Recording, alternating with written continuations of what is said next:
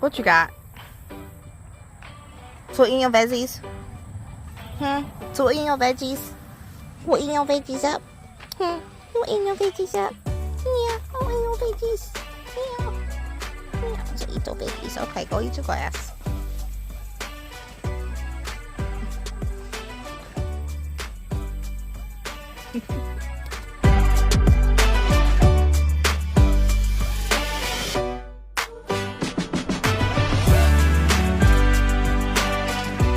So when it comes to harvesting the grapes, last year I tried to wait till there was quite a few that were red, and that way I was just harvesting clusters instead of individual grapes, and that worked out pretty well.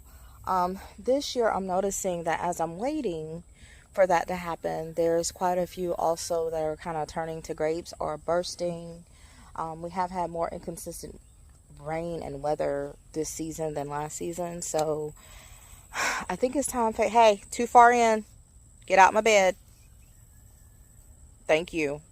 I wish I could actually trust him to do the weeding down there, but unfortunately, if it's green, he might actually eat it. So anyway, so today I'm just gonna be going through and I'm gonna try to find clusters first.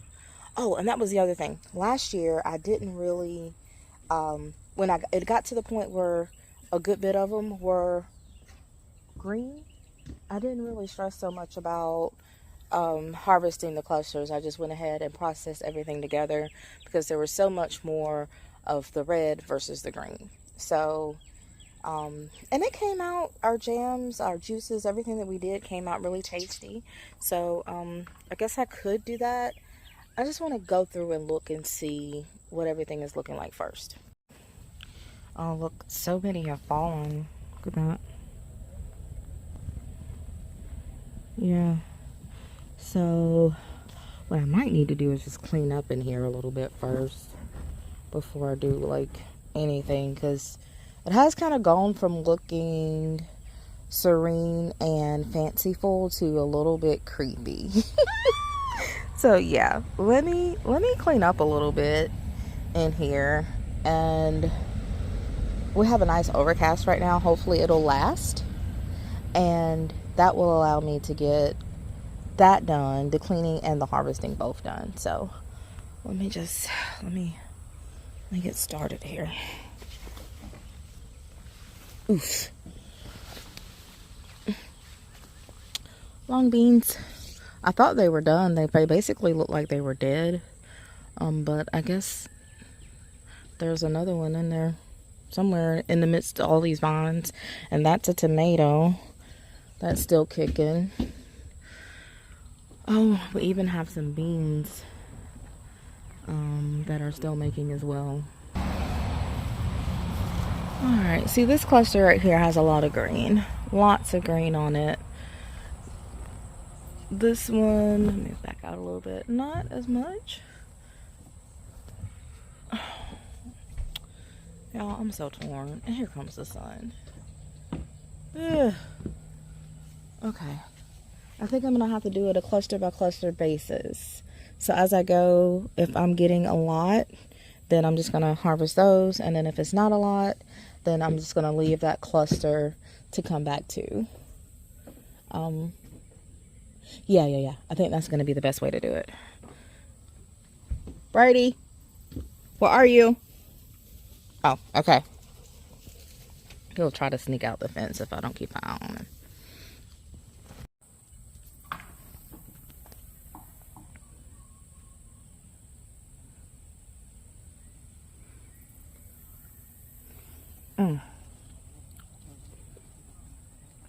They are much sweeter than, oh my gosh.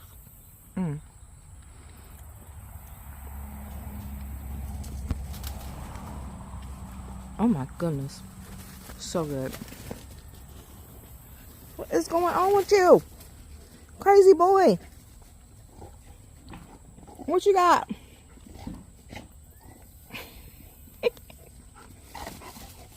Oh, you're the new sheriff? You got your sheriff toy? You got your sheriff's toy? So the sun came out, went back in, came out and went back in again. So I'm just gonna assume it's gonna be like that. And so I'm back to my original position that I'm just gonna harvest and go from there. But you can see this cluster here is almost completely red. I'm sorry. And then has these little small ones here that have just didn't grow. And that happens, and that's fine. This is a nice cluster. And then we have this cluster behind it, which has some larger green ones on it, but it's only like 3 or 4 of them back there, like here, here, and here. But most of them are red. So these clusters, you can actually see here, it's already starting to break. So if I don't get that, it's just gonna fall on the ground. So I'm gonna take this cluster now, just clip right there at that joint. And on this one here, you can see it branches off at this point, which, so technically I could leave those on. I think I will. I'll just cut it right here, and that'll give us the majority of the red grapes and leave the green ones to mature. I'm just taking a little bit of a break from harvesting, and Brian is working on some of that weeding that we needed to get done right outside the trellis. It's like a little small space, and where he's standing at, we were gonna do a gate right there when we did the fence. Let me say that again. I think I had my hand covering the mic. We were gonna do a gate right there where the trellis ended, and we were gonna do a gate right there so you could like come in, and you would come in through the trellis. And then we realized that although it would be very pretty cute, it may not be functional considering all the packages and stuff we have to get. Also, we realized we needed a large gate for like moving in large packages. I guess you don't need that view. Let me switch around. Don't really need this view either, but so we ended up doing 2 gates, a double gate a little bit further down from where the trellis is at, and then we have a single gate kind of in line with the front door a little bit. And so between those two, we're able to get vehicles in and out, packages in and out, so on and so forth. So it just ended up being way more functional than the cutesy thing that I had in mind. And I often struggle with that, like, because everything is so pretty and cute on a lot of things on its own. Like, you don't have to do much. Like with this whole trellis system, it was so beautiful earlier in the season before the leaves started turning brown and the grapes mature, and then the leaves are starting to actually kind of look ragged because now all the energy is going towards the fruit. So it's easy to get caught up in that better homes or gardens. I want to make everything cutesy and everything. And then you start to realize after the fact, shoot, it's cute, but it's not functional. And with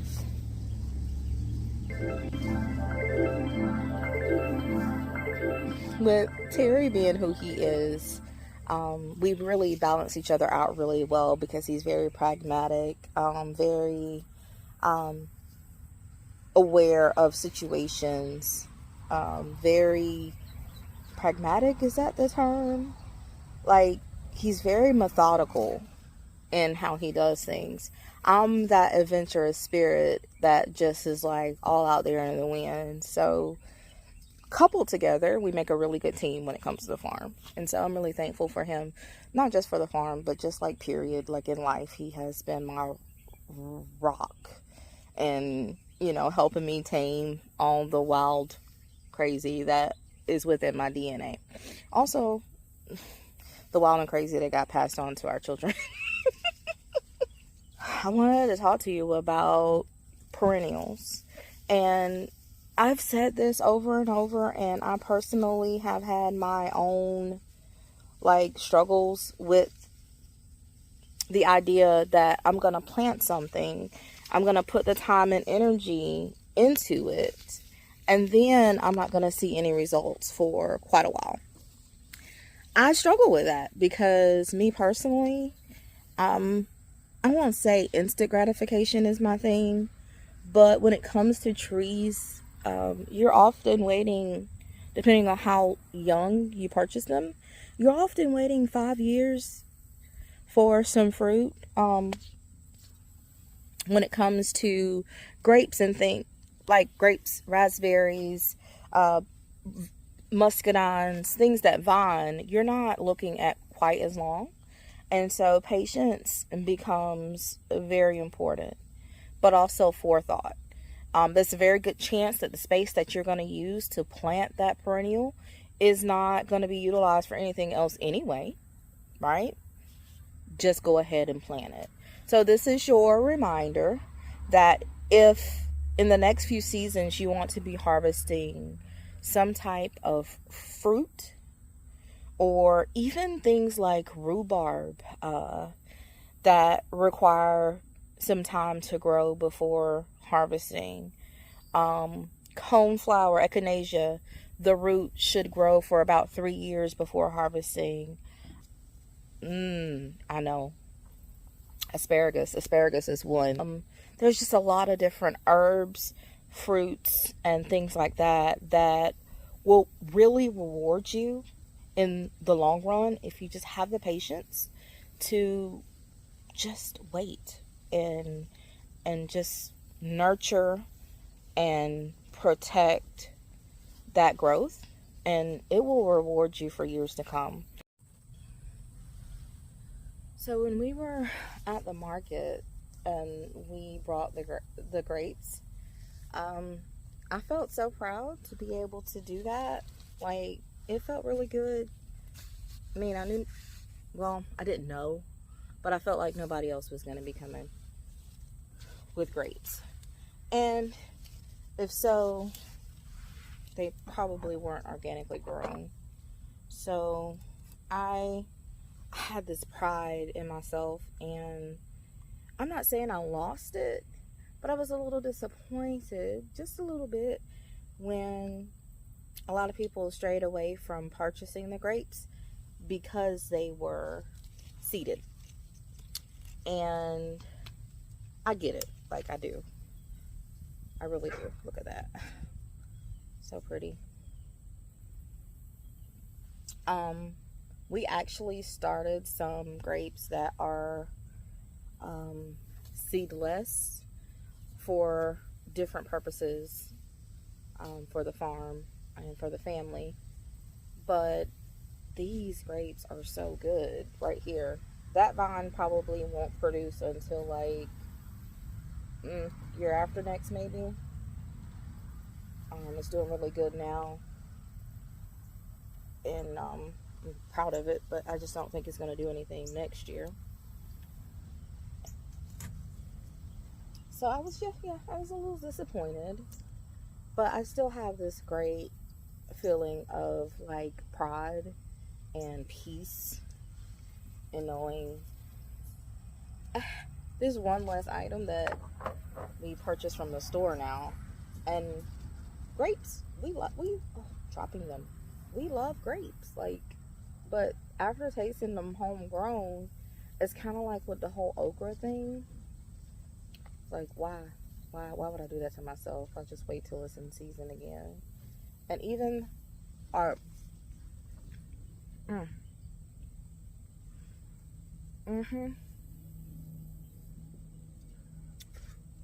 even with having the seeds, fresh eating is still pretty amazing. Now, some researchers say that it's okay to eat the grape seeds for humans. Like, you'd have to eat so many in order for there to be like any sickness to result, is what some researchers say. Personally, I just don't. It's a texture issue for me. Like, going back and forth from like something that's really soft and juicy, and then all of a sudden you got something crunchy. My mind immediately says something is here that's not supposed to be here. And I can kind of get like a little bit of a gag reflex with that, just because my mind, I'm thinking it's an insect. But some people do. Like my brother, he eats the whole apple. He eats the whole grape. And honestly, that man is so healthy. Like, blood work every time he goes is like amazing. His cholesterol is great. Blood pressure, like everything. So, I mean, maybe maybe there's something to it. I don't know. Yeah. Some of these clusters, though, are just so pretty. Like, I refuse to separate the grapes off of some of them because they're just like so pretty.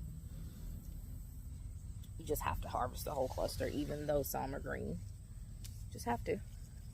So, you may wonder, what does one do with a large harvest of seeded grapes? Like, what are we going to do with these? Okay? So, let me explain. Let me answer that for you. Last year, we used quite a few of our grapes. I juiced them, kind of. And then used that juice we drank. Fresh grape juice is amazing. Never had it before. We also used some to make our sodas. We made, I don't think we did kombucha with it. Actually, I can't remember. We may have done kombucha, but we definitely did the ginger bug soda, grape soda, using the ginger bug. That was fun. You can also make jams and jellies, of course, with these. The thing about it is to remove the seeds, it's not actually too complicated. Like, it's just a matter of patience.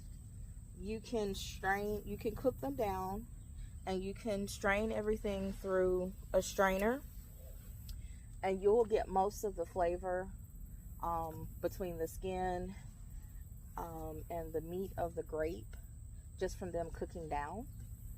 And then when you strain it, you can take some of that skin and pulp back and add it back to your juice to make a jam, or you can just keep it at juice and end up making a jelly. Now, personally, we've done both. We did both, and it wasn't necessarily the flavor between the two, the jam and the jelly, wasn't enough for me to command the work of going back, getting the pulp, getting the skins. But ultimately, it comes down to nutrient value. And so, cooking it as little as possible, then you're going to have those skins that have more of the antioxidants that we need for our bodies, and that makes homegrown really, really beneficial for you. So, there's that. Oh, this is such a pretty picture. So, what are some other things you could do? Let me know. What do you do with your grapes? Now, this could be whether they are seeded or not. So, we also have muscadines that are growing. Muscadines are always later than the grapes. Is that rain? Yeah. It's literally raining with the sun out. That's crazy. I'm kind of protected, but not really. It is crazy. So it's been trying to decide whether or not it was going to rain for like the last 30 minutes that I've been outside. And the sun will go in, out, in, out. The clouds will come. The sun will go, and then boom.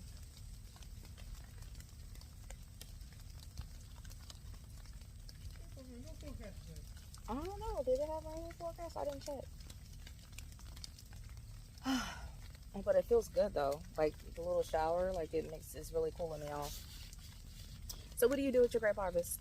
Let us know. So, I wanted to mention, because I always want to impart some type of knowledge to you guys when we send these videos to you. and we post them, I want you to learn something. And one of the things I want you to learn today is when it comes to harvesting these grapes, if you're not harvesting all of the clusters, like the whole cluster, you just want to get, let's say, you just want to get one grape, okay? So instead of pulling that grape, which will like vibrate this whole cluster and you could probably lose some, instead of doing that, if you'll just take your snippers and snip right here at the stem instead. Just snip at the stem, and of course you're going to have the stem to pick later, but it will not disturb the rest of these grapes. At first I was pulling them, and on clusters like this one here where there's a lot still green, as I was editing the video, I realized I didn't do the best job explaining what I was actually trying to say. So this particular bunch has a lot of green grapes. They haven't even begun to turn. As they begin to turn red and they start to blush, they are looser on the stem and they're easy to knock off. So that technique that I showed with just snipping the stem is really best on clusters that have many grapes that are partially blushing. Really didn't make a whole lot of difference, but on some of them it would knock off the existing grapes that are needing to mature still, and so I feel like that kind of defeats the purpose of not, you know, harvesting the whole cluster. So I've just been using my snipper instead. So I can't really show you, I don't think, because I don't have, let me see if I can position this just right. I'm gonna have to pick this grape up off the ground later, but I think I can show you. Let's see.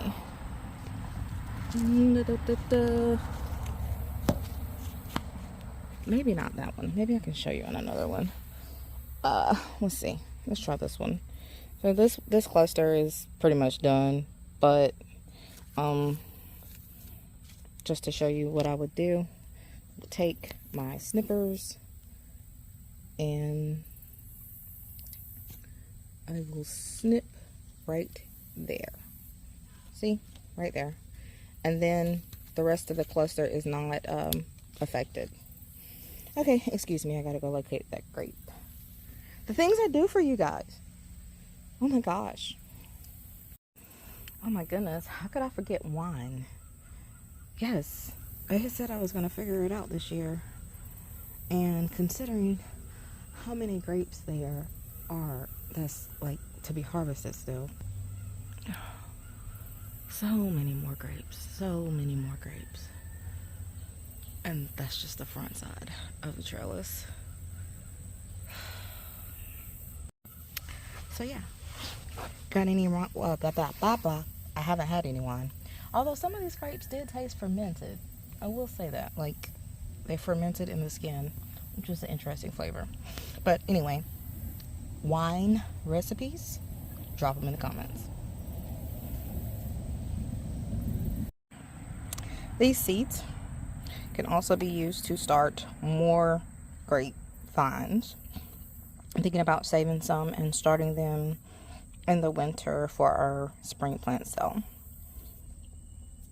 For those that don't mind seeded grapes.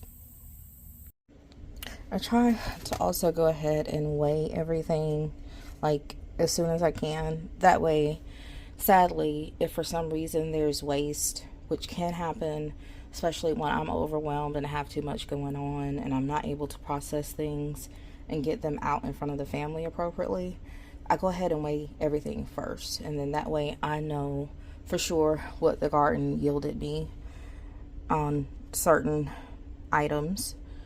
And so I've been keeping a record. I've done a lot better this year with my record as far as the harvest go. So this, I think we already harvested a pound of grapes. This might be easier if I just pour this in here.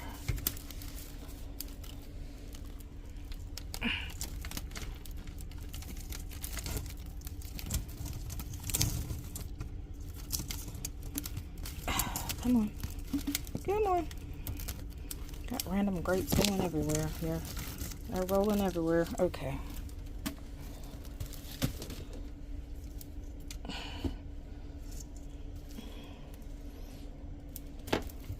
Definitely lost some to the floor.